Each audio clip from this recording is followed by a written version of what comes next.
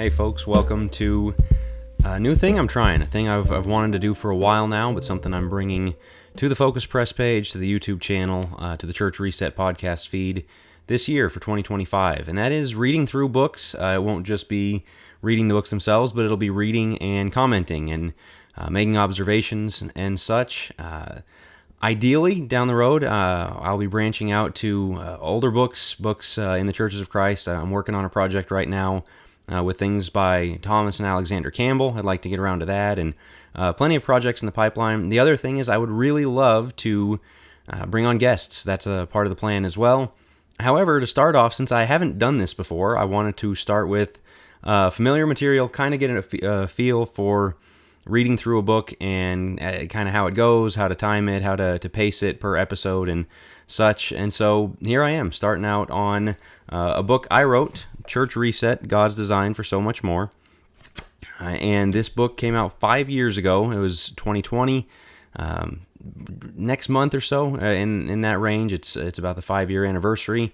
And I've gotten a lot of good feedback on the book over the years, but as is human nature, my thinking has changed. And so rather than just kind of leaving it out there, I also had a request, hey, you need to do the audio book. Somebody else did the original voice, go in and record it yourself. I thought, well, how about I read it aloud and comment on it? I make it my first read-through series. So that's what this is going to be. I don't think all of them will be on Facebook Live. If you are watching live, be sure to drop a comment, say you're here, say hello. If you have a comment to add, I'm going to try and keep an eye on that as I do the read-through as well, going through the intro this evening.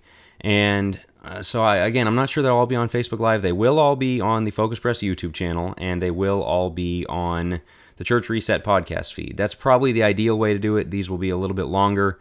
You can put it on in your car. That way you can say you've listened to the audiobook, but also got the commentary along with it as well. Obviously, as with anybody, over the course of 5 years, my thinking's changed a little bit. I would change some things I wrote in the book, but I think there's other points that I stand behind that may be well taken. And so with that in mind, I'm going to go ahead and get into it here. As I said, I do want to get to other books.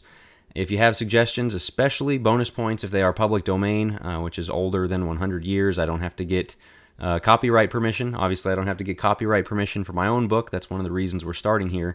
But again, some of the Campbell things, and there's a lot of classics in the Restoration movement I'd like to get to, but some others where I'm more recent ones where I might be able to contact the author or the publisher and see if that opportunity is available. So keep that in mind. Again, if you have a suggestion, be sure to send it my way. But we're going to start here. One of the other things, a couple of rules I've made for myself, one of them is I can't critique my writing. This is torture for a writer, if you've ever done any writing, to go back and read your own writing, especially aloud, especially to other people, like this. So I'm going to really try and keep it on the content and not make comments about, boy, why did I say that way, or whatever the case may be. But we're going to do this first one live again next week. Keep an eye out for it on the channel, the YouTube channel, and your podcast feed. If this goes well enough, I might keep doing it live. We'll see. But again, thanks for tuning in wherever you're catching this, whether live or on demand later. Let's go ahead and start on Church Reset. Introduction. Most of us don't remember learning how to speak. At some point, we started with one word and have continued learning words and how to use them ever since. We learned from an early age that if we want to understand what's happening around us and help others understand us, we need to communicate accurately through our choice of words. But what if we were to learn a word incorrectly? In that case, we would continue to think of and use the word incorrectly until someone corrected us or until we came across an example of it being used properly.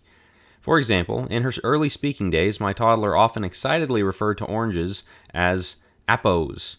After a few weeks of corrections, no, this is an orange and that is an apple, she came to understand that apples are green and red and taste a certain way, while oranges are, orange and taste much differently. If we hadn't said anything, she'd still be calling them by the wrong names. Is it possible this is what happened to us with the word church? Did our understanding of what church means come from the Bible, or from the picture we were given as children or as new converts? When we talk about the church, are we referring to it the same way God intended, or are we calling oranges apples? I think this is a point that resonates because we use the word church, but how often do you stop and think about what it means to go to church, we say, or we're going to be the church, or whatever it may be, most people think of it institutionally, think of the building, think of the event, or whatever it may be.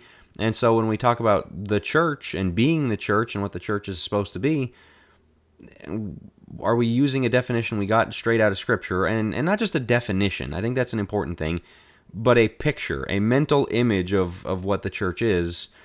Did it come from what we've seen, or did it come from the Bible? And hopefully those two things are the same thing, but we'll get to, in a lot of cases, they're not. Carrying on, let me illustrate it another way, this time with the universal language of food. My favorite food in the world is Nashville Hot Chicken. A cousin introduced me to its spicy goodness a few years ago, and I've been hooked ever since. The problem is, I don't live in Nashville. I don't live within 500 miles of Nashville.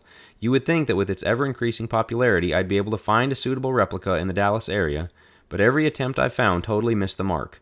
In mentioning it to friends, I've often been asked exactly what Nashville Hot Chicken is. I can tell them that it's a very specific type of spicing that heavily features cayenne pepper. Other than that, though, I couldn't really tell you what it is. What I can tell you is what it's not. With everyone I've tried around here, I could instantly point out why they didn't do it right. When looking at the Bible's picture of the church, I've often had the same feeling. I couldn't put my finger on what exactly church should look like, but I've had a nagging feeling that what I've known and what I've been a part of is not what it's supposed to look like. Of course, it's not terribly important that I ever figure out how to properly explain and describe Nashville Hot Chicken. Being able to come up with a biblical picture of the church, on the other hand, is something that matters greatly. So a few years ago, I set out to read and listen to everything I could find about the church. I studied the Bible's picture of the church deeply. I spoke with others who have been a part of different church structures. I'll stop right there. Funny enough, things do change in 5 years. I do live a lot closer to Nashville. I don't get to eat Nashville Hot Chicken all that often, but the idea that you don't know what it is, or it's hard to explain what it is, but you know what it's not. And I think that's something that with the church, we've had that feeling. We've had that idea of, man, it should be more than this. It should be closer than this. And something we're going to get to here in a bit is, this sounds very negative, that so many people across the country in all kinds of different churches go home with this feeling, think, well, what, isn't church good enough? And other people kind of resent this. Yeah, I mean, there is that frustration of, it is something really great, in the same sense that a lot of those chicken meals I tried were good. It's just not what I was looking for. It's not the ideal. It's not the picture I had in mind. It's not necessarily what it should be, what I guess the textbook definition is, and that's where these issues arise. And so what you see on paper and what you see in real life, we're never going to be able to line those up perfectly, but we should be able to get a little bit closer. Continuing, so Church Reset is the result of years of studying, reading, and conversing on the topic of the church, because I and the others I was speaking to and learning from couldn't shake the feeling that God had something different in mind for His people. Rather than just pointing out what I thought it shouldn't be, I hope to find out and start working toward a picture of what it could be. Before I share the conclusions of my study, a few disclaimers seem necessary. What this book is not. This book is not written for church leaders only. This book is for any Christian. There will be parts that speak more directly toward leadership, but overall it's my prayer that any Christian who picks up this book can gain from what they read and use the practical suggestions offered at the end. It's for the Christian who feels like God had something more in mind for the church than what we know today. I think that's important, and as at the time I thought, man, people are going to think I'm not a preacher, I'm not an elder, what am I supposed to do with this? This is a book about managing the church or building the church or whatever it may be. The more time goes by, the more I think that you almost have an advantage if you're not a church leader. Now, some of the good feedback I've had, some of the really good conversations I've had since releasing the book have been with elders and with preachers and such, and I greatly appreciate that. That's where the most impact can happen off the top. But sometimes the elders and preachers can be a little bit too close to the system. They can be a little bit too entrenched in the way things are done, a little bit more resistant to change, and also maybe not as able to see some of the frustrations others have. That then when people have this idea of, man, church should be something more, that the leadership sometimes has a hard time seeing that. And so when I say this book is not just for church leaders, you might have an advantage reading things like this if you aren't a church leader. If you're just somebody who maybe someday will become one, maybe a younger person, maybe just, again, somebody who doesn't like the system the way it is set up and feels like we can do more under God's design. Yeah, it can go either way, but you definitely don't have to be a church leader. This book is not meant to bash the church. I want to say right up front that I love the church and could not feel more blessed to be a part of it. I have no intention of bashing Christ's bride with the critiques offered in this book. The very idea that there must be something more to church than what we commonly see today is one that many will view as negative and critical, though. The point of this type of discussion is not to be negative or critical. In fact, it's quite the opposite. The distinction comes down to how we're using the word church. If by the word we mean God's perfectly planned institution, then there's no room for change or criticism because He does all things well. If, on the other hand, we're discussing church from the angle of what we as humans have done with it, then there is always room for improvement. With that second use in mind, if my hypothesis is true, and there is more to be found in church than what we currently see, then by necessity something would have to change. In a sense, we would be attempting to move away from the second in pursuit of the first. The point then is to believe God has even greater blessings to give us if we abandon the business-like practices that have crept into the church and turn instead toward more mission-driven, family-driven lives. It's the belief that the kind of love and unity we see early on in Acts is attainable today. It's the belief that our personal walk with God can reach a whole other level when we share our lives with our fellow Christians as God meant for us to do. To view that as negative would be a mistake. It's nothing short of thrilling to consider what kind of love, service, outreach, and growth can happen when we get back to doing things God's way. This is a sore spot for me because it's something that comes up all the time for me, but also for us at Focus Press and those I work closely with. Well, you're just too negative. You're just always saying bad things about the church. The funny thing is, every now and then you'll see that meme going around Facebook. If Paul could see the American church today, we'd be getting a letter. I'm not calling myself Paul. I'm not saying I wrote an authoritative letter to the church, or nobody I know has that status. But on the other hand, people understand things need to change. There's room for improvement. I think it's when we think there's not room for improvement that critiques come across as, wow, we can't do anything right. I think we've done a lot of things right. I think we're building on a very solid foundation of doctrine and truth and history and all that, but that we don't just stop. I mean, there's still room to move forward. And again, there's a recognition that maybe some people are being left behind. Maybe some things are being left undone. And that is not in an attempt to tear down the average Christian. That is not in an attempt to say, boy, the church is awful. It's, again, as I said there's something great ahead of us if we'll just take it. It's hard to picture how much better something could be sometimes. This book is not meant to address every single situation. Before the charge is brought up, I freely admit that much of what is written in this book could be called painting with a broad brush. Because every situation is different, I can only start from a generic picture of the modern American church. Some of the critiques and characterizations offered will not apply to you or your church. Some of the changes suggested from the scriptures might be things you were already practicing. I can't possibly know every situation, which means I can't possibly address every situation. So I'm trusting you as the reader to take what applies to your situation and make use of it as you will. On the other hand, I ask you to keep an open mind. While realizing that not everything written here may apply directly to you, don't go so far as to assume that nothing is of use to you. In raising some of the points you'll see in the book, I've received responses along the lines of, yes, that's what my church already does, when it's plainly evident that such a claim isn't true. While the broad brush cannot reach every intricate detail, it is still aimed at reaching that which is broadly true. So take it for what it's worth and evaluate each point on its own merit with regard to your situation. The broad brush is always going to be in the toolbox. Unless this was written to a specific church, yeah, you can't reach everybody, but again, just keep an open mind, and some things you'll say, well, we do really well at that. That's great. Excel still more. Keep it up. Stay faithful there. There might be other things where you think, okay, we can move on from that. This book is not an attempt to write the next big church growth strategy book. This is not me writing as the next in a line of megachurch leaders sharing the new thing that will make your church boom.